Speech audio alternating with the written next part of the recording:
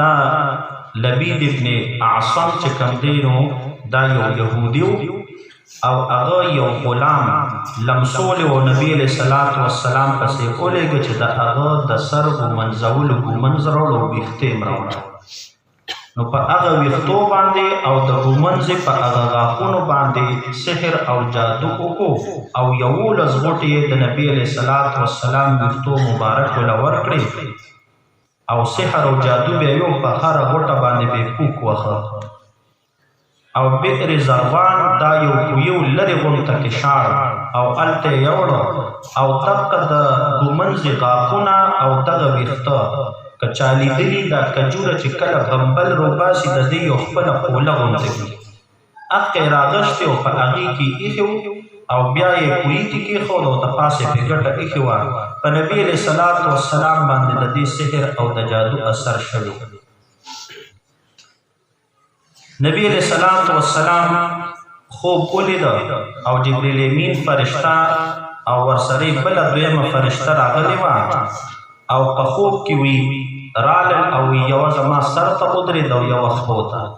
او دا سر والا خپو والا ته لګیاله چیرې دې باندې څه شوي دي وی چې په دې باندې سحر او جادو شوي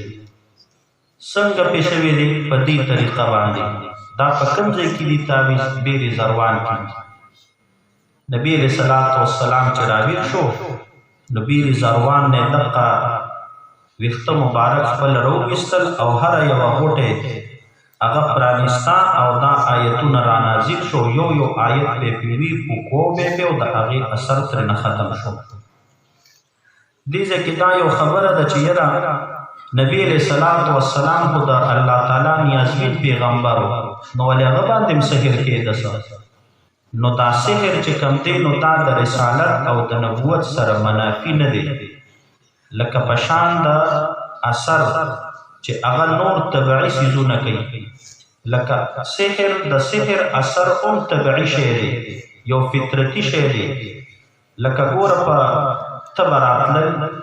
په اور سوځېدل لوږه راتلل تنده راتلل یخني کېدل ګرمي کېدل دا طبعي څیزونه دي نو د سحر اثر هم طبعي ته ور راتلی شي نو ځکه دا د رسالت او د نبوت سره منافي نه دی